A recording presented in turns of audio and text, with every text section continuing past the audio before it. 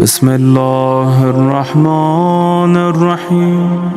رمضان کریم میں چند چیزوں کا خیال رکھنا چاہیے، احکام شرعی کا پتہ ہونا چاہیے کہ کس طرح ہم عبادت کریں۔ ایسے نہیں ہے کہ سارا دن بھوکا رہنا ہی روزہ ہے، نہیں، کافی چیزیں ہیں جن کا خیال رکھنا ضروری ہے۔ آج ہم ذکر کریں گے کہ اگر آپ نے سحری نہیں کی، اس کے بغیر کیا روزہ رکھ سکتے ہیں یا نہیں رکھ سکتے؟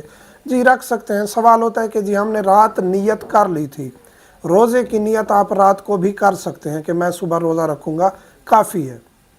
آپ سوئے رہے، نیند میں رہے اور صبح بیدار ہوئے تو اذان ہو چکی تھی، تو اب آپ کے روزے کا کیا حکم ہے؟ سحری آپ نے نہیں کی، آپ کی وہی نیت کافی ہے، اور آپ جس وقت بھی، اور خدا نخواستہ اگر نماز فجر بھی آپ کی قضا ہو گئی ہے خدا نخواستہ، تو بعد میں بھی آپ نیت کر سکتے ہیں، یعنی وہی نیت آپ کی کافی ہے جو آپ نے رات کو کی تھی، اور آپ روزے کو کنٹینیو کر سکتے ہیں، آپ کا روزہ ٹھیک ہے۔ اور وہ ایسا نہیں ہے کہ سحری نہیں کی تو اس دن کا روزہ آپ توڑ دیں رمضان کا، تو اس پر آپ جو ہے وہ قضا بھی ہوگی، کفارہ بھی ہوگا، اور آپ گناہگار ہیں، ایسا نہیں کر سکتے۔ سحری ایک ثواب ہے، اگر رہ گئی ہے تو اس سے روزے پر اثر نہیں پڑتا۔ اسی طرح اگر آپ جنابت کی حالت میں ہیں، رات مجنب ہوئے، یا حیض کی حالت میں ہے خاتون، تو حیض والی خاتون اگر فجر سے پہلے پاک ہو جاتی ہے، حیض ختم ہو جاتا ہے، اس کا غسل کر کے روزہ رکھنا ضروری ہے۔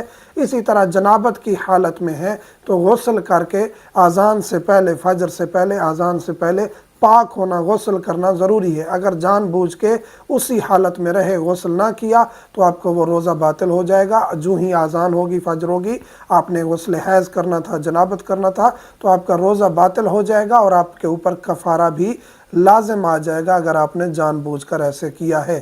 تو مومنین سے ملتمس ہے کہ ان چیزوں میں دقت کریں تاکہ احکام شرعی پر درست طریقے سے عمل کر سکیں۔ والحمدللہ رب